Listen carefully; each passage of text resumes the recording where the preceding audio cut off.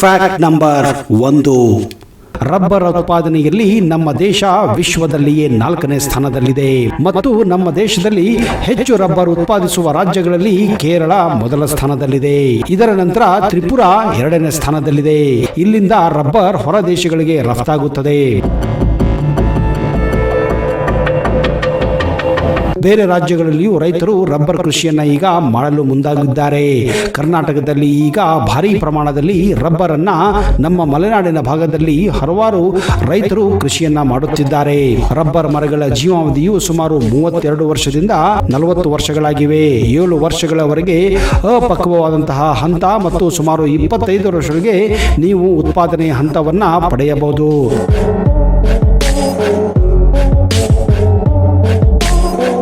ಗಿಡಕ್ಕೆ ಮಣ್ಣಿನ ಅಗತ್ಯವು ಸಾಮಾನ್ಯವಾಗಿ ಹೆಚ್ಚಾಗಿ ಒಣ ಹವೆಯ ವಾತಾವರಣ ಇರಬೇಕು. 2 ದಿನಕ್ಕೊಮ್ಮೆ ಗಿಡದಿಂದ ರಬ್ಬರ್ ದ್ರವವನ್ನು ನೀವು ಸಂಗ್ರಹಿಸಬಹುದು. ರಬ್ಬರ್ ಗಿಡಗಳು ನೀರನ್ನು ಹೆಚ್ಚಾಗಿ ಆಶ್ರಯಿಸದೆ ಬದುಕುತ್ತವೆ. ಮರ ಒಣಗಿದ ನಂತರವೂ ಅದಕ್ಕೆ ಬೇಡಿಕೆ ಇದ್ದು ಪ್ಲೈವುಡ್ ತಯಾರಿಕೆಗೆ ಇದನ್ನ ಬಳಸಲಾಗುತ್ತಿದೆ. ಇದೇ ಕಾರಣ ರಬ್ಬರ್ ಜೊತೆಗೆ ನೀವು ಇದರ ಕಟಗಿಯನ್ನು ಕೂಡ ಬೇರೆ ಬೇರೆ ವಿಧಾನಕ್ಕಾಗಿ ಬಳಸಬಹುದು.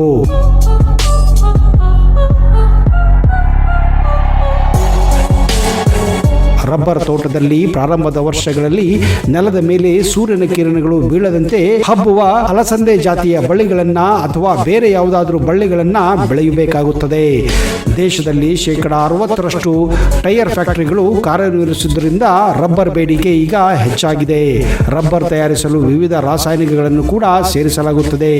ಈ ರಬ್ಬರ್ಗಳನ್ನ ಶೂಸ್ಗಳು, ಟೈರ್ಗಳು, ಇಂಜಿನ್ ಸೀಲ್ಗಳು, ಚೆಂಡುಗಳು, ಎಲಾಸ್ಟಿಕ್ ಬ್ಯಾಂಡ್ಗಳು, ವಿದ್ಯುತ್ ಉಪಕರಣಗಳು ಇತ್ಯಾದಿಗಳಿಗಾಗಿ ಈ ರಬ್ಬರ್ ಅನ್ನ ಬಳಸಲಾಗುತ್ತಿದೆ.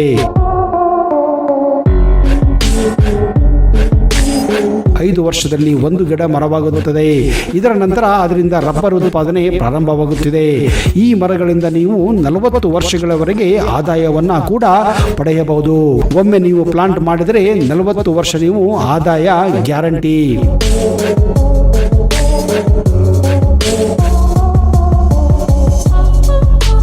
Fact number 2.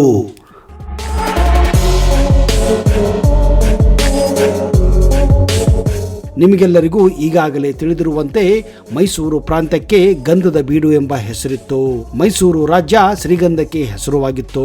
19ನೇ ಶತಮಾನದಲ್ಲಿ ಮೈಸೂರಿನ ಅರಸರಾಗಿದ್ದ ಶ್ರೀ ನಾಲ್ವಡಿ ಕೃಷ್ಣರಾಜ ಒಡೆಯರ ಕಾಲದಲ್ಲಿ ಅಲ್ಲಿಂದ ಸಮುದ್ರ ಮಾರ್ಗವಾಗಿ ಪಾಶ್ಚಿಮಾತ್ಯ ದೇಶಗಳಿಗೆ ಅಪಾರ ಪ್ರಮಾಣದ ಶ್ರೀಗಂಧವನ್ನ ರಫ್ತು ಕೂಡ ಮಾಡಲಾಗುತ್ತಿತ್ತು. 1916ರ ಮೊದಲನೇ ಮಹಾಯುದ್ಧದಲ್ಲಿ ಸುಯೇಜ್ ಕಾಲುವೆಯನ್ನ ಬಂದ್ ಮಾಡಲಾಗಿತ್ತು. ಮೈಸೂರಿನಿಂದ ಪ್ರಮುಖ ಪಾಶ್ಚಿಮಾತ್ಯ ದೇಶಗಳಿಗೆ ಶ್ರೀಗಂಧದ ರಫ್ತಾಗುವುದು ನಿರ್ಬಂಧವಾದ ಕಾರಣ ಅಪಾರ ಪ್ರಮಾಣದ ಶ್ರೀಗಂಧವು ಕರ್ನಾಟಕದಲ್ಲಿಯೇ ಉಳಿಯಲು ಪ್ರಾರಂಭಿಸಿತ್ತು. ಇದನ್ನು ಗಮನಿಸಿದ ಮಹಾರಾಜರು ಆ ದಾಸ್ತಾನಿನಿಂದ ಶ್ರೀಗಂಧ ತೈಲವನ್ನು ಹೊರತೆಗೆಯಲು ಆದೇಶ ನೀಡಿದರು. ಇದರ ಪ್ರಕಾರ ಆ ಮಳಿಗೆಗಳಿಂದ ಶ್ರೀಗಂಧದ ಎಣ್ಣೆಯನ್ನ ಬಟ್ಟಿ ಇಳಿಸುವ ಕಾರ್ಖಾನೆಯನ್ನ ಮೈಸೂರಿನಲ್ಲಿ ಸ್ಥಾಪಿಸಲಾಯಿತು. ಇದಾದ 2 ವರ್ಷದ ನಂತರ ಫ್ರಾನ್ಸ್ನಿಂದ ಬಂದಂತಹ ಒಬ್ಬ ವಿದೇಶಿಗ ಉಡುಗೊರೆಯಾಗಿ ತಂದಿದ್ದ ಅಪರೂಪವಾದ ಶ್ರೀಗಂಧದ ಸಾಬೂನನ್ನ ನಾಲ್ವಡಿ ಕೃಷ್ಣರಾಜ ಒಡೆಯರಿಗೆ ಕೊಡುತ್ತಾನೆ.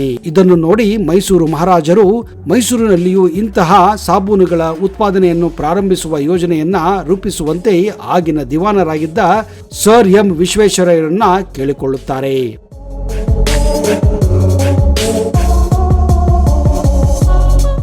ಮಹಾರಾಜರ ಸಲಹೆ ಮೇರೆಗೆ ಈ ರೀತಿಯ ಸಾಬೂನಿನ ತಯಾರಿಕೆ ಕಲೆಯನ್ನ ಕರಗತ ಮಾಡಿಕೊಳ್ಳುವ ಸಲುವಾಗಿ ಬೆಂಗಳೂರಿನ ಇಂಡಿಯನ್ ಇನ್ಸ್ಟಿಟ್ಯೂಟ್ ಆಫ್ ಸೈನ್ಸ್ನ ರಸಾಯನ ಶಾಸ್ತ್ರಜ್ಞರಾಗಿದ್ದ ಶ್ರೀ ಸೊಸಲೆ ಗರಳಿಪುರಿ ಶಾಸ್ತ್ರಿಗಳನ್ನು ವಿದೇಶಕ್ಕೆ ಕಳುಹಿಸಿಕೊಡುತ್ತಾರೆ. ಶ್ರೀ ಗಳಗಪುರಿ ಶಾಸ್ತ್ರಿಗಳು ವಿದೇಶದಿಂದ ಮೈಸೂರಿಗೆ ಹಿಂದಿರುಗಿದ ನಂತರ 1916ರಲ್ಲಿ ಶ್ರೀಗಂಧದ ಎಣ್ಣೆಯನ್ನ ಮುಖ್ಯ ಘಟಕಾಂಶವನ್ನಾಗಿ ಬಳಸಿಕೊಂಡು ಮೈಸೂರು ಸ್ಯಾಂಡಲ್ ಸೋಪ್ ಎಂಬ ಬ್ರ್ಯಾಂಡ್ ಹೆಸರಿನಲ್ಲಿ ಸಾಬೂನು ತಯಾರಿಸುವ ಕಾರ್ಖಾನೆಯನ್ನ ಬೆಂಗಳೂರಿನಲ್ಲಿ ಸ್ಥಾಪಿಸುತ್ತಾರೆ. ಆರಂಭಿಸಿ ಕೆಲವು ಯಶಸ್ವಿ ಪ್ರಯೋಗಗಳ ನಂತರ 1918ರಲ್ಲಿ ಮೊಟ್ಟ ಮೊದಲ ಬಾರಿಗೆ ಈ ಸಾಬೂನನ್ನ ಮಾರುಕಟ್ಟೆಯಲ್ಲಿ ಪರಿಚಯ ಮಾಡುತ್ತಾರೆ. ಇದೇ ಕಾರಣ ಶಾಸ್ತ್ರಿಗಳನ್ನ ಸೋಪ್ ಶಾಸ್ತ್ರಿ ಎಂದೇ ಕರೆಯಲಾಗುತ್ತಿತ್ತು. ಮೈಸೂರು ಸ್ಯಾಂಡಲ್ ಉತ್ಪನ್ನಗಳು ಸ್ಥಳೀಯ ಮಾರುಕಟ್ಟೆಯಲ್ಲಿ ಜನಪ್ರಿಯವಾಗುತ್ತಿದ್ದಂತೆಯೇ ಮಲೆನಾಡಿನ ಶಿವಮೊಗ್ಗದಲ್ಲಿ ಮತ್ತೊಂದು ಘಟಕವನ್ನ ಸ್ಥಾಪಿಸುವ ಮೂಲಕ ಕಚ್ಚಾ ವಸ್ತುಗಳ ಸಾಗಾಣಿಕೆ ವೆಚ್ಚವನ್ನ ಕಡಿಮೆ ಮಾಡಿದ್ದಲ್ಲದೆ ಸ್ಥಳೀಯರಿಗೂ ಉದ್ಯೋಗ ಅವಕಾಶವನ್ನ ಕಲ್ಪಿಸಲಾಗಿತ್ತು. ಸೋಪ್ ಶಾಸ್ತ್ರಿಗಳು ಮೈಸೂರು ಸ್ಯಾಂಡಲ್ ಸೋಪ್ ಅನ್ನ ಮಾರುಕಟ್ಟೆಗೆ ಐಷಾರಾಮ ವಸ್ತುವಾಗಿ ಪರಿಚಯಿಸಲು ಬಯಸಿದ್ದ ಕಾರಣ ಆಭರಣಗಳ ಪೆಟ್ಟಿಗೆಯಂತೆಯೇ ಆಯತಾಕಾರದ ಪೆಟ್ಟಿಗೆಯಲ್ಲಿ ಈ ಸೋಪನ್ನ ಪ್ಯಾಕ್ ಮಾಡುವ ಮೂಲಕ ಶ್ರೀಮಂತ ಸಂಸ್ಕೃತಿಯನ್ನು ಎತ್ತಿ ಹಿಡಿಯುತ್ತಾರೆ. ಈ ಸೋಪು ಒಂದು ಆಭರಣಕ್ಕಿಂತ ಕಡಿಮೆ ಇಲ್ಲ ಎಂಬ ಕಲ್ಪನೆಯನ್ನ ಮೂಡಿಸುವುದರಲ್ಲಿ ಶಾಸ್ತ್ರಿಗಳು ಹಾಗೂ ಮಹಾರಾಜರು ಸಫಲರಾಗಿದ್ದರು.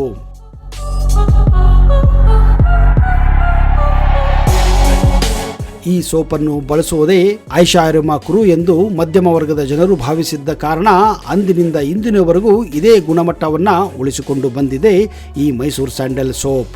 1980ರ ದಶಕದಲ್ಲಿ 2 ಸಾಬೂನು ಘಟಕಗಳನ್ನು ವಿಲೀನಗೊಳಿಸಿ ಕರ್ನಾಟಕ ಸಾಬೂನು ಮತ್ತು ಡಿಟರ್ಜೆಂಟ್ ಲಿಮಿಟೆಡ್ KSDL ಅನ್ನ ಸ್ಥಾಪಿಸಲಾಗುತ್ತದೆ. 1992ರಲ್ಲಿ ಸಾರ್ವಜನಿಕ ವಲಯ ಸಂಸ್ಥೆಯು ಕಳೆದ 2 ವರ್ಷಗಳಲ್ಲಿ ಸ್ಥಿರವಾದ ಲಾಭವನ್ನ ಗಳಿಸಿ ಕಂಪನಿ ಇರಿಸಿಕೊಂಡಿದ್ದು ಗಮನಾರ್ಹವಾಗಿದೆ.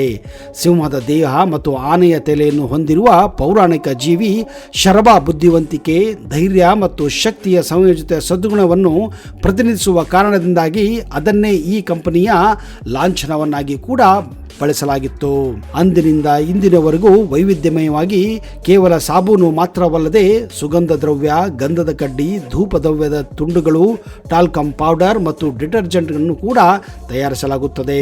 ವರ್ಷಕ್ಕೆ 26,000 ಟನ್ ಸೋಪ್ ಉತ್ಪಾದಿಸುವ ಸಾಮರ್ಥ್ಯವನ್ನು ಹೊಂದಿದೆ. ಅಲ್ಲದೆ ಭಾರತೀಯ ಕ್ರಿಕೆಟ್ ತಂಡದ ಮಾಜಿ ನಾಯಕ ಮಹೇಂದ್ರ ಸಿಂಗ್ ಧೋನಿಯವರನ್ನ ರಾಯಭರನ್ನಾಗಿ ಮಾಡಿಸಿಕೊಂಡು ಮಾಸಿಕ ಸರಾಸರಿ 75 ಮಿಲಿಯನ್ ರೂಪಾಯಿಯಷ್ಟು ವ್ಯಾಪಾರವನ್ನು ಕೂಡ ಮಾಡುತ್ತಿದೆ. ಪ್ರಸ್ತುತವಾಗಿ ಕರ್ನಾಟಕದ ಶ್ರೀಗಂಧದ ಮೀಸಲು ಖಾಲಿಯಾಗಿರುವ ಕಾರಣ ಶ್ರೀಗಂಧದ ಕೊರತೆಯಿಂದಾಗಿ ಕಂಪನಿಯು ತನ್ನ ಕಾರ್ಖಾನೆಯ ಉತ್ಪಾದನೆ ಸಾಮರ್ಥ್ಯದ ಕೇವಲ 25% ಉತ್ಪಾದನೆಯನ್ನು ಮಾತ್ರ ಮಾಡುತ್ತಿದೆ. ಈ ಕೊರತೆಯನ್ನು ನಿವಾರಿಸಲು KSDL ತೆರೆದ ಮಾರುಕಟ್ಟೆಯಲ್ಲಿ ಬಿಡ್ಡಿಂಗ್ ಮಾಡುವ ಮೂಲಕ ಶ್ರೀಗಂಧ ಮರವನ್ನು ಖರೀದಿಸಲು ಪ್ರಾರಂಭಿಸಿದೆ. ಅಲ್ಲದೆ ದೇಶ ವಿದೇಶಗಳಿಂದಲೂ ಶ್ರೀಗಂಧವನ್ನು ಆಮದು ಮಾಡಿಕೊಳ್ಳುವ ಯೋಜನೆಯಲ್ಲಿದೆ.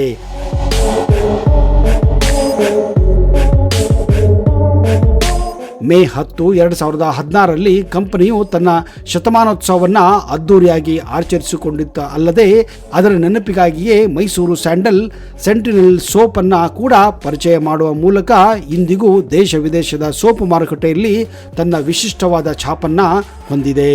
ಇಂದಿಗೂ ಸಂಪೂರ್ಣವಾಗಿ ಸಸ್ಯ ಆಧಾರಿತ ಸಾಬೂನುಗಳಲ್ಲಿ ಒಂದಾಗಿರುವ ಮತ್ತು 100% ಶುದ್ಧ ಶ್ರೀಗಂಧದ ಎಣ್ಣೆಯಿಂದ ತಯಾರಿಸಿದ ವಿಶ್ವದ ಏಕೈಕ ಸಾಬೂನು ಎಂಬ ವಿಶಿಷ್ಟತೆಯನ್ನು ಹೊಂದಿದೆ. ಇಂದು ಮಾರುಕಟ್ಟೆಯಲ್ಲಿ ಬಹುಸಂಖ್ಯೆಯ ಬ್ರಾಂಡೆಡ್ ಸಾಬೂನುಗಳಿವೆ.